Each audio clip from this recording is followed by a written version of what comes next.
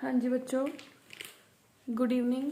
बेटे ਆਪਾਂ ਲਾਸਟ ਜਿਹੜਾ ਆਪਣਾ ਚੈਪਟਰ ਚੱਲ ਰਿਹਾ ਸੀਗਾ ਲਾਸਟ ਕਲਾਸ ਦੇ ਅੰਦਰ ਆਪਾਂ ਚੈਪਟਰ ਆਰਗੈਨਿਜ਼ਮਸ ਐਂਡ ਪੋਪੂਲੇਸ਼ਨ ਚੈਪਟਰ ਦੇ ਅੰਦਰ ਆਪਾਂ ਆਰਟੀਕਲ ਡਿਸਕਸ ਕਰ ਰਹੇ ਸੀਗੇ ਅਡੈਪਟੇਸ਼ਨਸ ਇਨ ਪਲਾਂਟਸ ਐਂਡ ਅਡੈਪਟੇਸ਼ਨਸ ਇਨ ਐਨੀਮਲਸ। ਆਪਾਂ ਵੇਰੀਅਸ ਪੁਆਇੰਟਸ ਡਿਸਕਸ ਕੀਤੇ ਕਿ ਐਨੀਮਲਸ ਨੇ ਜਿਹੜੇ ਉਹ ਐਡਵਰਸ ਕੰਡੀਸ਼ਨਸ ਦੇ ਅੰਦਰ ਅਡੈਪਟ ਕਰਨ ਲਈ ਉਹਨਾਂ ਦੀ ਬੋਡੀ ਦੇ ਅੰਦਰ ਕੀ ਵੇਰੀਅਸ ਪ੍ਰੋਵੀਜ਼ਨਸ ਹੁੰਦੇ ਨੇ। ਠੀਕ ਹੈ, प्लांट्स के अंदर भी आप डिस्कस करके आए हैं।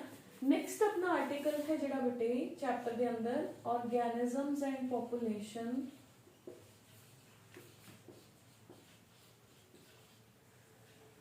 चैप्टर के अंदर आर्टिकल है जिहड़ा अज आप डिस्कस करना है पॉपुलेशन एट्रीब्यूट्स। ठीक है, पॉपुलेशन के अंदर आप बहुत सारे जिहड़े पॉइंट्स ने वो पढ़ांगे। वेरियस पॉइंट्स मैं साइड पर लिखे भी हुए हैं। ठीक है, ये पॉइंट्स अज आप डिस्कस करांगे वन बाय वन, जो मैं साइड ते एक कॉलम बना के दसिया होया है। पॉपुलेशन की है, एज डिस्ट्रीब्यूशन की हुंदा है या इकोलॉजिकल एज ग्रुप्स की हुंदे ने। फिर है population size, population density, population growth models. ये आर्टिकल्स बेटे अज आप डिस्कस करांगे। सब तो पहले आर्टिकल्स वाल जान तो भी पहले आपां नूं ये भी तो पता होना चाहिए ना कि पॉपुलेशन है की। पॉपुलेशन तो पहले अपन एक वर्ड पता होना चाहिए स्पीशीज की होंगे। स्पीशीज तो पहले इंडिविजुअल की हो गया एक पर्सन। ठीक है, सेम टाइप ऑफ इंडिविजुअल्स ने जेडे वो मिलके स्पीशीज फॉर्म करेंगे। एंड अपने को आ गया कि मैनी ऑफ द इंडिविजुअल्स वो कॉमनली अपने को की फॉर्म करेंगे, पॉपुलेशन फॉर्म करेंगे। क्लियर, तो अपने को पॉपुलेशन एट्रीब्यूट दे अंदर पॉपुलेशन की हो गया बेटे total number of individuals of the same species those who are occupying the same given geographical area in a given time. ठीक है, तो that is called as the population. जिਵੇਂ सपोज अपने को एक इंडिविजुअल है ए तो हो गया अपने को इंडिविजुअल एनू पता है मेरा बर्थडे है, मैं सेलिब्रेट करना है, ही नोज दैट। पॉपुलेशन के अंदर पॉपुलेशन की है ए वर्गे कई ऑर्गेनिजम्स प्रेजेंट ने। ठीक है, इत्थे हम सपोज इंडिया आप एक जगह की पॉपुलेशन की गल करिए तो उत्थे सपोज किसी का बर्थडे है तो आपां नूं नहीं ना पता, तो that is the population. Clear, population मतलब बहुत सारे इंडिविजुअल एक गिवन एरिया दे अंदर एक गिवन टाइम दे अंदर प्रेजेंट ने, that is called as the population. ठीक है, पॉपुलेशन है जिहड़ी वो डिपेंड पॉपुलेशन दा आपां ये कह सकते हैं कि डिस्ट्रीब्यूशन है जिहड़ा वो डिपेंड किहदे ते करदा है। पॉपुलेशन डिस्ट्रीब्यूशन हुंदा की है आपको ये पता चल गया, गिवन एरिया के अंदर गिवन टाइम के अंदर गिवन जियोग्राफिकल एरिया के अंदर सेम टाइप ऑफ इंडिविजुअल्स ने जेडे वो मिलके एक पॉपुलेशन फॉर्म करते हैं।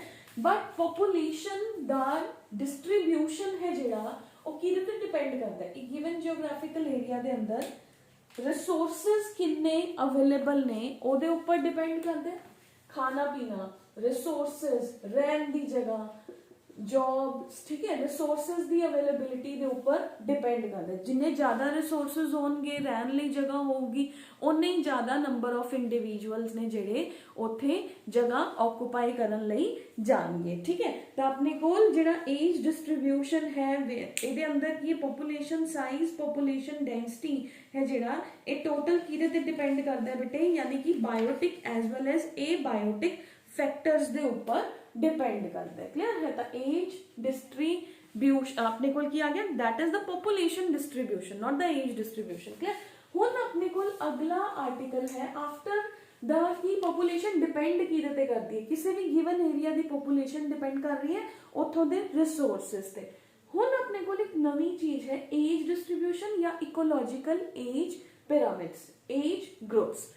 हुण किसी भी गिवन एरिया की जिहड़ी पॉपुलेशन है उन्होंने आप ब्रॉडली 3 एजेस दे अंदर डिवाइड कर दे। बहुत इंपॉर्टेंट आर्टिकल है बेटे इकोलॉजिकल एज ग्रुप्स या एज डिस्ट्रीब्यूशन।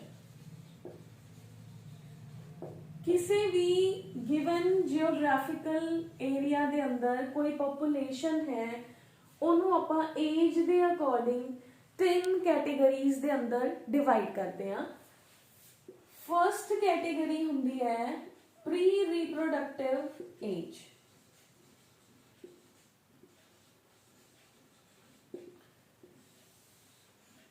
ਸੈਕੰਡ ਕੈਟੇਗਰੀ ਹੁੰਦੀ ਹੈ ਰੀਪਰੋਡਕਟਿਵ ਏਜ। थर्ड कैटेगरी है पोस्ट रिप्रोडक्टिव एज।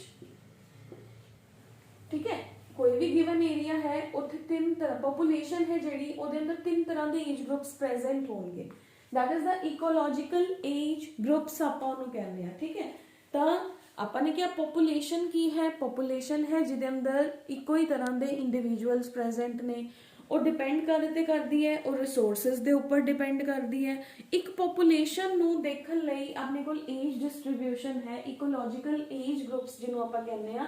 ਉਹ ਏਜ ਡਿਸਟ੍ਰੀਬਿਊਸ਼ਨ ਇੱਕ ਗਿਵਨ ਪੋਪੂਲੇਸ਼ਨ ਦੇ ਅੰਦਰ 3 ਤਰ੍ਹਾਂ ਦੇ ਏਜ ਡਿਸਟ੍ਰੀਬਿਊਸ਼ਨਸ ਪ੍ਰੈਜ਼ੈਂਟ ਹੁੰਦੇ ਨੇ, pre reproductive, reproductive and post reproductive.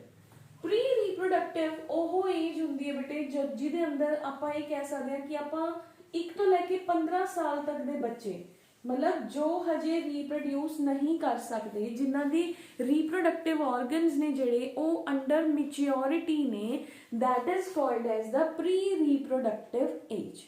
ਸਮਝ ਗਏ ਕਿ ਬॉय ਹੈ ਗਰਲ ਹੈ, ਉਹਨਾਂ ਦੀ ਬੋਡੀ ਦੇ ਅੰਦਰ ਰੀਪਰੋਡਕਟਿਵ ਆਰਗਨਸ ਨੇ ਜਿਹੜੇ ਉਹ ਮੈਚਿਓਰ ਹੋ ਰਹੇ ਨੇ, ਆਉਣ ਵਾਲੇ ਟਾਈਮ ਦੇ ਅੰਦਰ ਉਹ ਰੀਪਰੋਡਿਊਸ ਕਰਨਗੇ। ਤਾਂ ਪੋਪੂਲੇਸ਼ਨ ਡਿਪੈਂਡ ਕਿਹਦੇ ਤੇ ਕਰਦੀ ਹੈ? ਰੀਪਰੋਡਕਸ਼ਨ ਤੇ ਹੀ ਡਿਪੈਂਡ ਕਰਦੀ ਹੈ ਨਾ, ਕਿੰਨੀ ਪੋਪੂਲੇਸ਼ਨ ਹੋਊਗੀ, that depends upon the reproduction.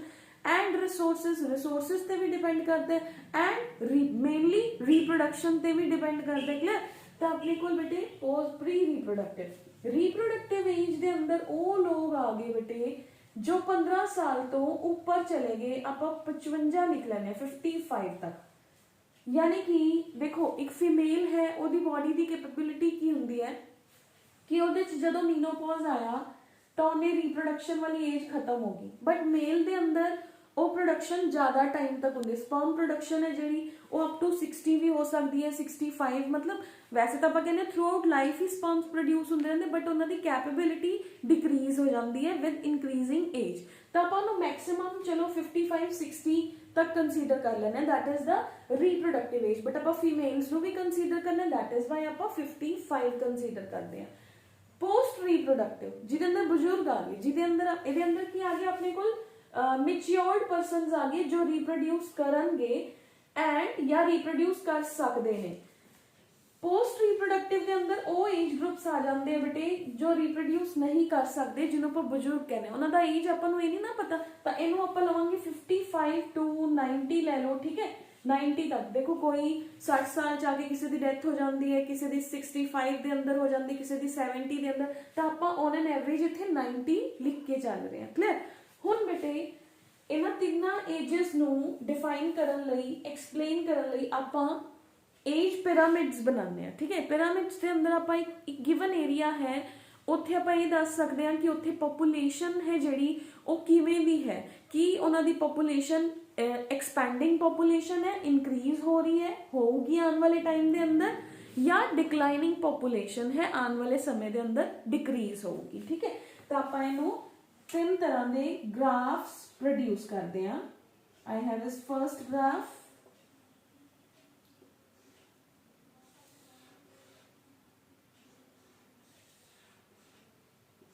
ਇਹਦੇ ਅੰਦਰ ਬੇਟੇ ਬਹੁਤ ਧਿਆਨ ਨਾਲ ਦੇਖਣਾ ਹੈ। ਆਪਾਂ ਪਿਰਾਮਿਡਸ ਫਾਰਮ ਕੀਤੇ ਨੇ, ਮੈਂ ਇਹਦੇ ਅੰਦਰ 2 ਕਾਲਮ ਸ਼ੇਡ ਕਰ ਰਹੀ ਹਾਂ। I am shading just 2 columns ਤਾਂ ਕਿ ਤੁਹਾਨੂੰ ਆਪਾਂ ਇਹ 3 ਏਜ ਡਿਸਟ੍ਰੀਬਿਊਸ਼ਨਸ ਇਸ ਪਿਰਾਮਿਡ ਦੀ ਫਾਰਮ ਦੇ ਅੰਦਰ ਐਕਸਪਲੇਨ ਕਰ ਰਹੇ ਹਾਂ। ਠੀਕ ਹੈ, ਤਾਂ I will write what it is.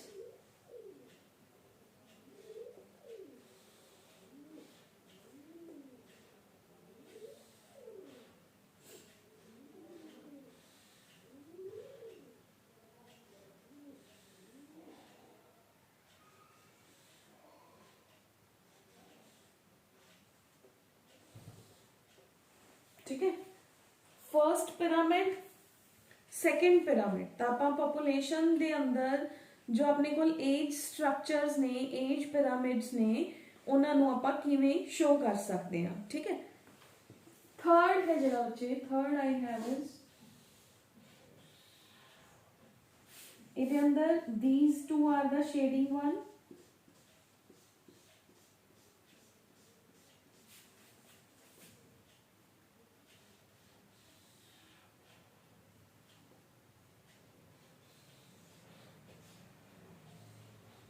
it's very important according to your examination point of view. Again I am shading two lines. तीन तरह के graphical representations ने इत्थे मैं लिख रही हूँ this represents जेड़ा bottom line है first second and this is the third तीनों का bottom line है जेड़ा this represents pre-reproductive age. Is it visible? Pre-reproductive age. जेड़ा middle one है that represents the reproductive age and this is the post reproductive age. किसी भी ecological जगह दी population दे अंदर आ तीनों ही चीज़ां अपन ਨੂੰ सेम शो कीतियां होईयां पोस्ट रिप्रोडक्टिव मतलब बजुर्ग ने ਜਿਹੜੇ ਉਹ ਉਹਨਾਂ ਦੀ फर्टिलिटी नहीं हैगी ठीक है तो ਆਪਾਂ ने मेन टू फैक्टर्स ਲੈਣੇ हैं middle one and below one ठीक है। ਹੁਣ देखो फर्स्ट ਜਿਹੜੀ पॉपुलेशन है फर्स्ट ग्राफ ਨੂੰ मैं कहनी है एक्सपेंडिंग पॉपुलेशन क्यों बच्चों का रेट सब तो ज्यादा है बच्चों का number this shows the number of individuals bottom line shows the number of individuals number मतलब अगर आप इन्हें ग्राफिकली रिप्रेजेंट करिए फर्स्ट ग्राफ है सेकंड है कोई भी है मैं फर्स्ट एज ग्रुप लिया प्री रिप्रोडक्टिव वाला मैं इधर नीचे लिया this is the X axis this is the Y axis ठीक है यानी कि अपने कोल की हो रहा है एक्स एक्सिस वाई एक्सिस की शो कर रहे हैं कि पॉपुलेशन है जेडी ओदा साइज आने वाले टाइम दे अंदर इंक्रीज होगा कि डिक्रीज होगा तो बच्चे ने जेडे वो सब तो ज्यादा ने नंबर दे अंदर क्लियर बच्चे ज्यादा ने तो ਇਹਦਾ मतलब आने वाले टाइम के अंदर they will move to the next reproductive age तो ये पॉपुलेशन है जिहड़ी ये हमेशा एक्सपेंडिंग पॉपुलेशन ही रहूगी जिथे बच्चों का नंबर सब तो ज्यादा होए क्लियर है बेटे मेच्योर मतलब अपने को सेकंड किया गया this shows the reproductive age clear. Second है आई हैव इज न्यूट्रल और स्टेबल पॉपुलेशन न्यूट्रल और स्टेबल पॉपुलेशन का मतलब की है कि जिन्ने मेच्योर पर्सन ने उन्ने ही बच्चे ने इक्वल है स्टेबल है आने वाले टाइम के अंदर भी उन्ने ही रहेंगे उन्ने बच्चे रिप्रोड्यूस करेंगे ठीक है बट नंबर ऑफ जेडे बुजुर्ग ने वो उस पॉपुलेशन के अंदर भी होंगे क्लियर आपने ये दो फैक्टर्स कंसीडर करने।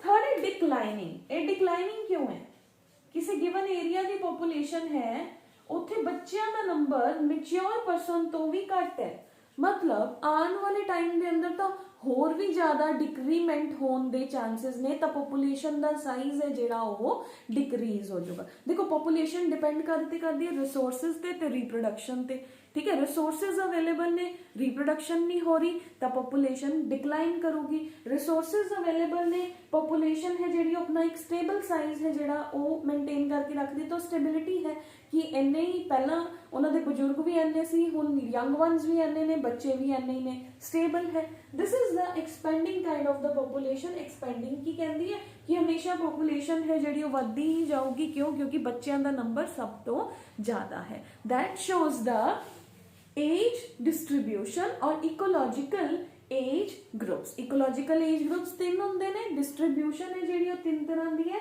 किसी भी एरिया के अंदर या तो एक पॉपुलेशन एक्सपेंडिंग होगी या स्टेबल होगी या डिक्लाइनिंग होगी किदे ऊपर डिपेंड करता है रिप्रोडक्टिव एजेस दे ऊपर डिपेंड करता है क्लियर है बेटे तो this we have is the age pyramid ठीक है तो जनरेशन टाइम या जिन्हों आप ये कह सकते हैं कि इंपॉर्टेंट फैक्टर है to study the age groups clear.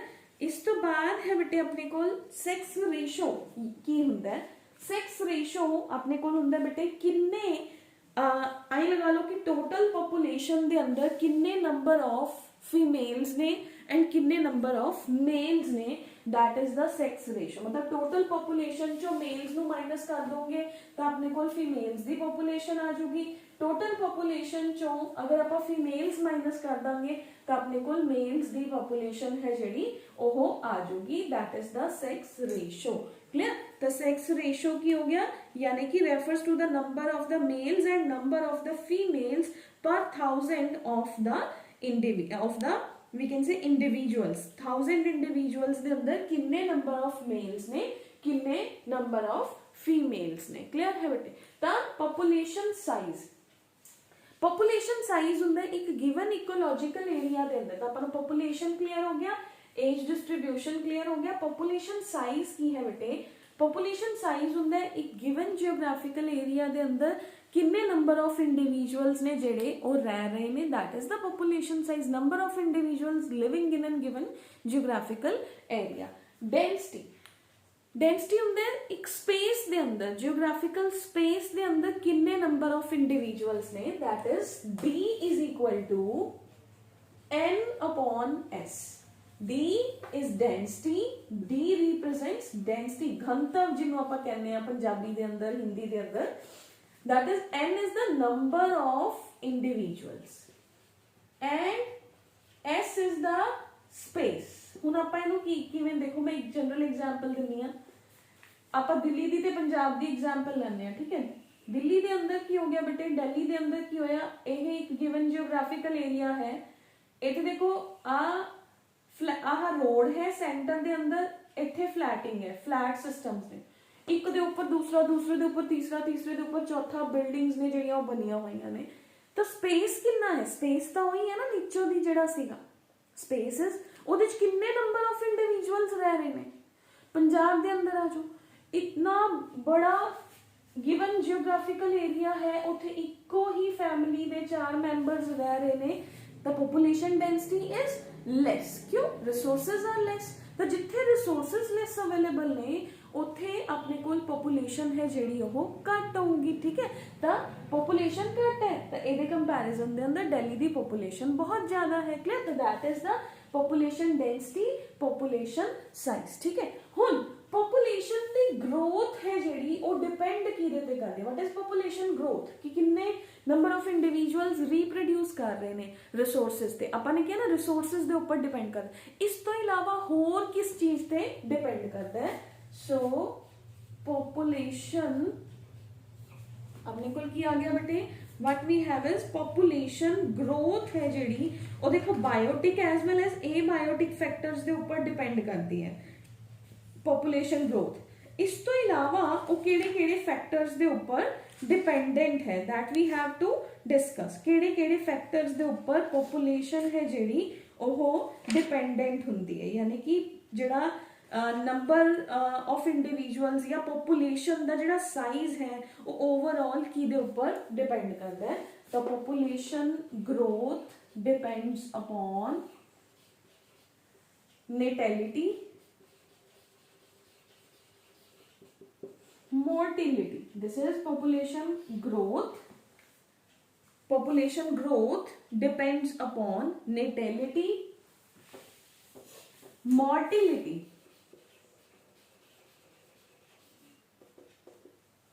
mortality। This we have is first, second, now we have immigration।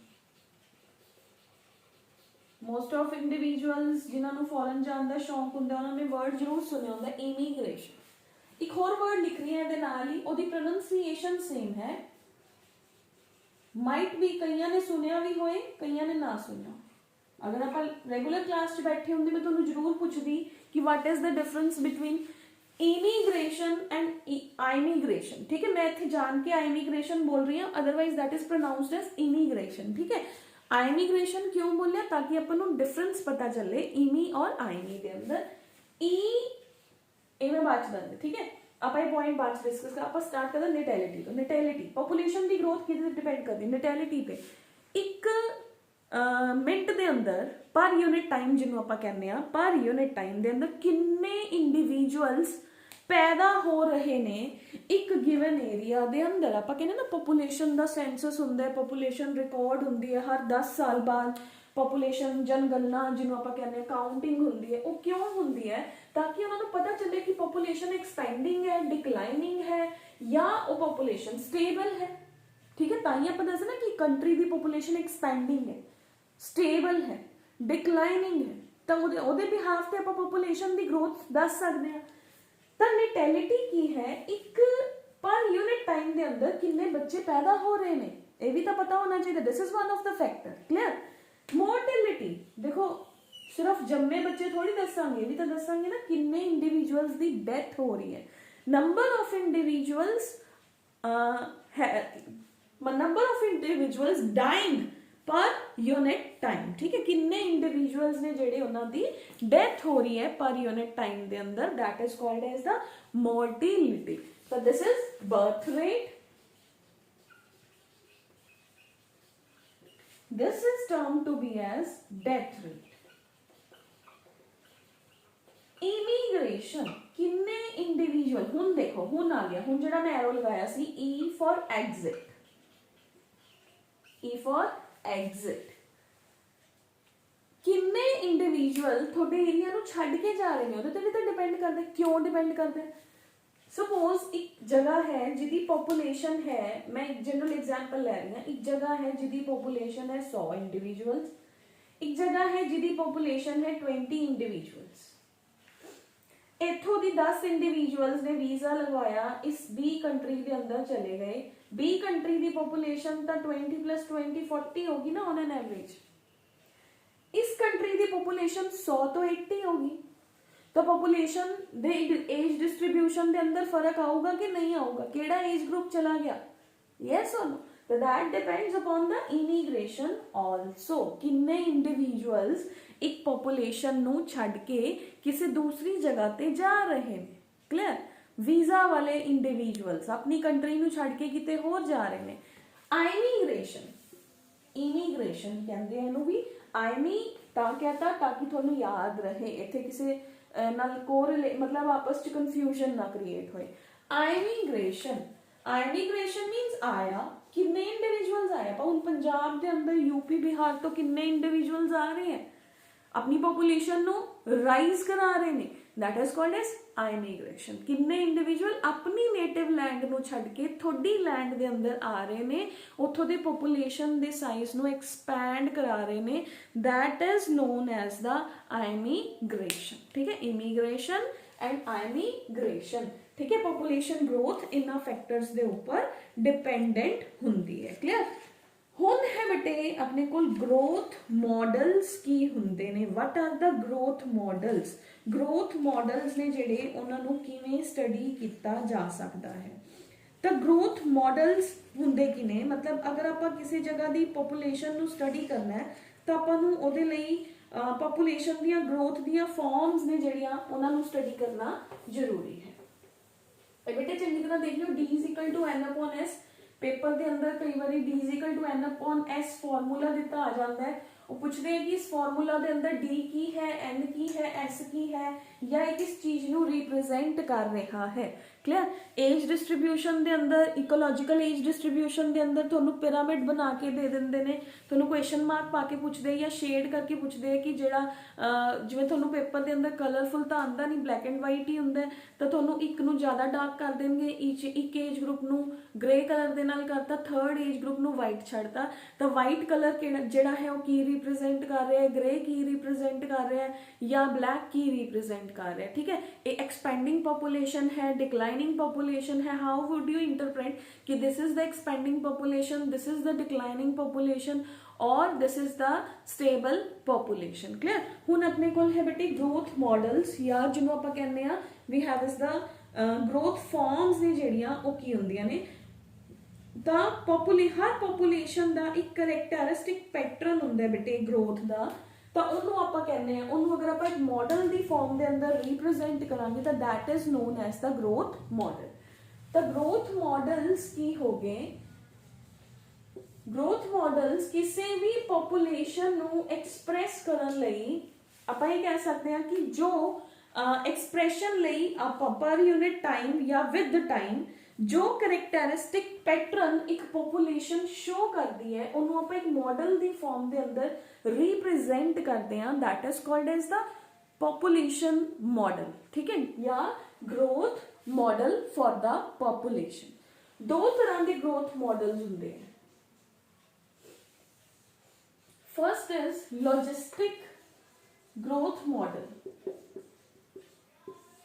ठीक है, लॉजिस्टिक ग्रोथ कर्व, या इनू ਆਪਾਂ पॉपुलेशन ग्रोथ मॉडल की बजाय ਆਪਾਂ ग्रोथ कर्व्स भी कह सकते हैं। ग्रोथ कर्व्स काहदे ते डिपेंड करदी है ना कि एक पॉपुलेशन है जिहड़ी वो किवें ग्रो कर रही है, क्लियर। सेकंड है एक्सपोनेंशियल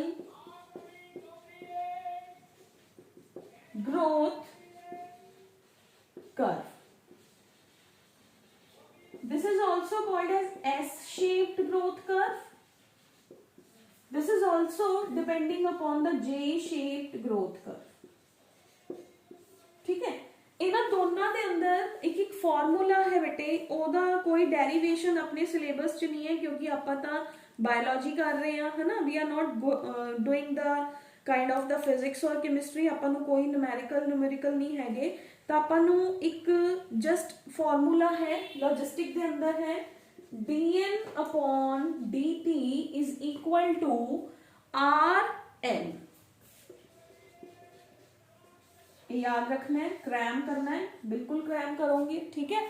सेकंड है dn अपॉन dt, इसका है dn अपॉन dt, जो भी तुम लिखते हो डेरिवेटिव्स व्हाटसोएवर, है ना, मैथ के अंदर फिजिक्स के अंदर, rn k minus n upon k,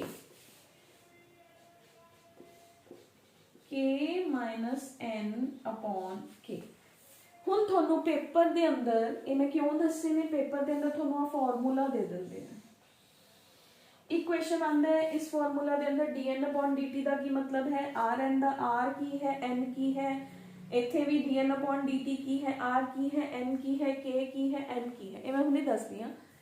second question थोनू आंदा है कि you are provided with an equation which what does it represents to you. मान लो आह इक्वेशन है, तुसी कहोगे the given equation is the equation of the growth model of exponential growth, ठीक है। फिर आपां एक्सपोनेंशियल ग्रोथ कर्व नूं रिप्रेजेंट करांगे, उस तो बाद आपां इहदे सारे डेरिवेटिव्स दे जो भी इहदे अपने कोल सिंबल्स ने, इन्हां सारे सिंबल्स दे जिहड़ियां ने दसांगे कि आर ए रिप्रेजेंट कर रहा है, के ये रिप्रेजेंट कर रहा है, एन ये रिप्रेजेंट कर रहा है। इस तो इलावा बेटे इस फॉर्मूला नूं second form dn upon dt, इहदा सेकंड है, इसे नूं ही दोबारा लिख रही हां, rn 1 minus n upon k, इवें भी लिख सकते हैं ना। देखो अब मैथमेटिकल है, k upon k minus n upon k, एवें लिख सकते हैं ना आपां इहनूं, तो k तो this is n upon k, ठीक है, सिंपल जा मैथमेटिकल एक्सप्रेशन है, तो ये एवें भी लिखा आ सकता है। इसका मतलब ये नहीं है कि यू कैन से मी कि ये तो आपां कीता ही नहीं होया हैगा, तो सेम है, वैसे मैंने दसना भी नहीं चाहिए सीगा, आई थिंक सो तुसीं अपनी फिजिक्स केमिस्ट्री के अंदर इनफ मैथमेटिकल एक्सप्रैशनस करते हो, ठीक है। तो लॉजिस्टिक ग्रोथ मॉडल ते एक्सपोनेंशियल ग्रोथ मॉडल दोनों है कि इन्हां नूं समझण लई एक चीज याद रखो, रिसोर्सेस। ਇਹਦੇ ਅੰਦਰ ਦੇਖੋ ਇਹ ग्रोथ मॉडल कहता है कि resources if the resources are unlimited, ये कहता है रिसोर्सेज आर लिमिटेड। आप एक बैक्टीरियल पॉपुलेशन लेने हैं, ठीक है, बैक्टीरिया की पॉपुलेशन लैके कंसीडर करते हैं। एक बैक्टीरियल पॉपुलेशन है जिन्हों मटीरियल मिली जा रहा है, मिली जा रहा है, मिली जा रहा है, खाण लई रिसोर्सेज अवेलेबल है, अवेलेबल है, अवेलेबल है, food is available, available, available. तो वो पॉपुलेशन है जिहड़ी ओदा साइज हमेशा एक्सपैंड करता ही रहूगा, that shows the population growth in an logistic way, ठीक है। तो अपने कोल की आ गया, पॉपुलेशन दी जिहड़ी ग्रोथ है और अपने कोल की हो रहा है, इंक्रीज हो रही है, time the size or the number of the individual, this is the time this represents the number of individuals, clear? तो this is the J shaped curve। एक कर्व हमेशा राइज कर रही है, ठीक है। ਜਦੋਂ ਇੱਕ ਪੋਪੂਲੇਸ਼ਨ ਹੈ ਬੈਕਟੀਰੀਅਲ ਪੋਪੂਲੇਸ਼ਨ, ਉਹਨੂੰ ਆਪਾਂ ਕਿਸੇ ਨਵੀਂ ਜਗ੍ਹਾ ਤੇ ਛੱਡਿਆ, ਉੱਥੇ ਰਿਸੋਰਸਿਸ ਅਵੇਲੇਬਲ ਨੇ, ਉਹਨਾਂ ਨੂੰ ਥੋੜਾ ਜਿਹਾ ਟਾਈਮ ਲੱਗੂਗਾ ਉਸ ਜਗ੍ਹਾ ਦੇ ਅੰਦਰ ਆਪਟ ਕਰਨ ਲਈ, ਤਾਂ ਉਹ ਨੀਚੇ ਵਾਲਾ ਜਿਹੜਾ ਜੇ ਦਾ ਨੀਚੇ ਵਾਲਾ ਬੇਸ ਹੈ, ਇਹ ਉਹ ਚੀਜ਼ ਰਿਪਰੈਜ਼ੈਂਟ ਕਰ। ਉਸ ਤੋਂ ਬਾਅਦ ਉਹ ਪੋਪੂਲੇਸ਼ਨ ਕੰਟੀਨਿਊਸਲੀ ਡਿਵਾਈਡ ਕਰਦੀ ਰਹੂਗੀ, ਰੀਪਰੋਡਿਊਸ ਕਰਦੀ ਰਹੂਗੀ, clear? But naturally second growth curve है जी वो एग्जिस्ट करती है, दैट इज एक्सपोनेंशियल। ਇਹਦੇ ਅੰਦਰ ਵੀ सेम है, एक्स एक्सिस ਤੇ टाइम है, वाई एक्सिस ਤੇ नंबर ऑफ इंडिविजुअल्स है। This is S shaped curve. ਇਹਦੇ ਅੰਦਰ फर्स्ट ਹੁੰਦਾ lag phase, this represents lag, this is log, this is stationary and this is decline और डेथ फेज। ਇਹਦੇ ਅੰਦਰ ਵੀ ਆਹ ਐਕਸਪੋਨੈਂਸ਼ੀਅਲ ਹੈ, ਗਰੋਥ ਫੇਜ਼ ਨੂੰ ਆਪਾਂ ਐਕਸਪੋਨੈਂਸ਼ੀਅਲ ਹੀ ਕਹਿੰਦੇ, ਲੌਗ ਹੀ ਕਹਿੰਦੇ ਆ, ਠੀਕ ਹੈ। ਲੈਗ ਫੇਜ਼ ਕੀ ਹੈ? ਲੈਗ ਫੇਜ਼ ਉਹ ਟਾਈਮ ਪੀਰੀਅਡ ਹੈ ਬੇਟੇ ਜਿਹਦੇ ਅੰਦਰ ਕਿਸੇ ਬੈਕਟੀਰੀਆ ਨੇ ਇੱਕ ਨਵੀਂ ਜਗ੍ਹਾ ਤੇ ਆਪਟ ਕਰਨਾ ਸਟਾਰਟ ਕੀਤਾ ਸੀਗਾ, ਠੀਕ ਹੈ। I can make it here, ਇੱਥੇ ਬਣਾ ਰਹੀ ਹਾਂ। ਦਿਸ ਸੇਮ ਹੈ ਬੇਟੇ, time, number of individuals, lag, log, stationary, decline, ऐसा आ गया ना, like this, clear? तो lag की है वो टाइम जिवें बैक्टीरियल पॉपुलेशन है, ये बैक्टीरियल पॉपुलेशन है, ये बैक्टीरिया है, मैं इन्हों न्यूट्रीएंट दिते, इस जगह ते आया, ये इत्थे नेचुरली रह रहा सी, इत्थे आके इन्हों थोड़ा जिहा टाइम लगूगा ना, 5 to 10 मिनट्स की डिवाइड करना शुरू करे। उस टाइम पीरियड ਨੂੰ ਜਦੋਂ ਕੋਈ ਬੈਕਟੀਰੀਆ ਕੋਈ ਵੀ ਇੰਡੀਵਿਜੂਅਲ ਨਵੀਂ ਜਗ੍ਹਾ ਦੇ ਅੰਦਰ ਆਪਟ ਕਰਦਾ, that is called as lag। ਉਸ ਤੋਂ ਬਾਅਦ ਇਹ ਡਿਵਾਈਡ ਹੋਈ ਗਿਆ ਜਦ ਤੱਕ ਉਹਦੇ ਕੋਲ ਰਿਸੋਰਸਸ ਸੀਗੇ, ਡਿਵਾਈਡ ਕਰਦਾ ਗਿਆ continuously, that phase is called as log phase, this one। ਉਸ ਤੋਂ ਬਾਅਦ ਇਹਨੇ ਆਪਣੀ ਗਰੋਥ ਬੰਦ ਕਰਤੀ ਕਿਉਂਕਿ ਉਹਦੇ ਕੋਲ ਖਾਣਾ ਪੀਣਾ ਖਤਮ ਹੋ ਗਿਆ, that is called as stationary। जे एक लिमिट तो बाद खाना पीना नहीं मिला तो that phase is called as the decline phase, clear? Formula दे अंदर वैल्यूज सुन लो अपने को की है, dn upon dt is the rate of change in population size। Same दोनों के अंदर है, dn upon dt की हो गया rate of change in population size. Population दे साइज दे अंदर जिहड़ा टाइम t दे अंदर जिहड़ा चेंज आ रहा है, ਆਪਾਂ dn upon dt ਦਾ ਮਤਲਬ ਇਹ ਹੁੰਦਾ ਨਾ ਚੇਂਜ ਇਨ ਰੇਟ। ਤਾਂ r is the intrinsic rate and n is the population size। r है intrinsic rate, intrinsic rate मतलब इंटरनल फैक्टर्स भी तो ਹੁੰਦੇ ਨੇ ਨਾ ਕਿ ਮੈਂ ਕਿੰਨੀ ਜਲਦੀ ਡਿਵਾਈਡ ਕਰਨਾ ਹੈ, ਕਿੰਨੀ स्लो डिवाइड करना है, intrinsic rate। n represents population size, clear? Second formula दे अंदर अपने को है बेटे, what I have is dn upon dt is the rate of change in population, n is the intrinsic rate of the natural increase, n बड़ा n है population size, and अपने को है next is the k is the environmental resistance, ठीक है? k is environmental resistance, clear? बाकी almost similar हो गए। The K is environmental resistance की कोई पॉपुल मतलब ਉਹਦੇ environment ਉਹਨੂੰ allow नहीं कर रहा ना divide होने ਲਈ, that is the K, clear? ਤਾਂ ਬੇਟੇ ਇਹ ਆਪਣੇ ਕੋਲ ਬਹੁਤ ਇੰਪੋਰਟੈਂਟ ਨੇ, ਦੋਨੋਂ ਫਾਰਮੂਲਾ ਵੀ ਆ ਸਕਦੇ, ਤੁਹਾਨੂੰ ਡਾਇਰੈਕਟ growth curve ਵੀ ਦੇ ਕੇ ਪੁੱਛ ਸਕਦੇ ਨੇ। ਤਾਂ that is the S shaped curve and J shaped curve, logistic growth curve and exponential growth curve। दोनों ਦੇ differences important है, दोनों curves important ਨੇ। ਇਸ ਤੋਂ ਇਲਾਵਾ ਬੇਟੇ कुछ बुक्स के अंदर पॉपुलेशन सेंसस दिता होया है, जनरल नॉलेज दियां गल्लां ने, एलीमेंटरी के अंदर आई थिंक सो दिता होया है, यू कैन रीड दैम। ਉਹਦੇ अंदर है कि इंडिया के अंदर सब तो ज़्यादा लिटरेसी रेट किहड़ी जगह का है, तो केरला है। सब तो घट लिटरेसी रेट कित्थों दा है? बिहार का है। सब तो ज़्यादा पॉपुलेटेड स्टेट केड़ी है, आई थिंक यूपी, ठीक है। उस तो बाद है पंजाब दा सेंसस कहता है कि सब तो ज़्यादा हाईली लिटरेसी जिहड़ी है, हाई लिटरेसी रेट पंजाब दे अंदर कित्थे है, तो दैट इज़ हुशियारपुर। सब तो लो लिटरेसी रेट कित्थे है, मानसा दे अंदर। तो ये जनरल नॉलेज के 3-4 क्वेश्चंस पिछे दिते हुए ने, that you can read it out, ठीक है। थोड़े MCQs दे अंदर माइट भी थोड़ा हेल्प कर सकते हैं, इन्ना इंपॉर्टेंट नहीं है वो portion, but to increase your knowledge तुसी उन्होंने रीड आउट कर सकते हो। तो आज बेटे अपने आर्टिकल सीगे पॉपुलेशन, फिर age distribution, population size, density, ये सब डेफिनेशंस ने। थोड़े पिछले जिहड़े आपां बायोटिक एंड एबायोटिक फैक्टर्स कीते ने उन्हां दे नाल तुसी उन्हां नूं रिलेट कर सकते हो, ठीक है। कि साइज कदे डिपेंड करता है, अगेन साइज डिपेंड करता है। मैं अज तक मैं सिर्फ रिसोर्सिस एंड रीप्रोडक्शन ही दस्सिया, तो आपां उन्हां नूं इहनूं उन्हां दे अंदर यही फैक्टर्स मेन लिखांगे, ठीक है। Density D is equal to N upon S, density depend करती है स्पेस के अंदर कितने इंडिविजुअल्स रह रहे हैं। फिर अपने को ग्रोथ डिपेंड करती है 4 फैक्टर्स के ऊपर, नेटेलिटी, मोर्टिलिटी, इमिग्रेशन एंड आइमिग्रेशन।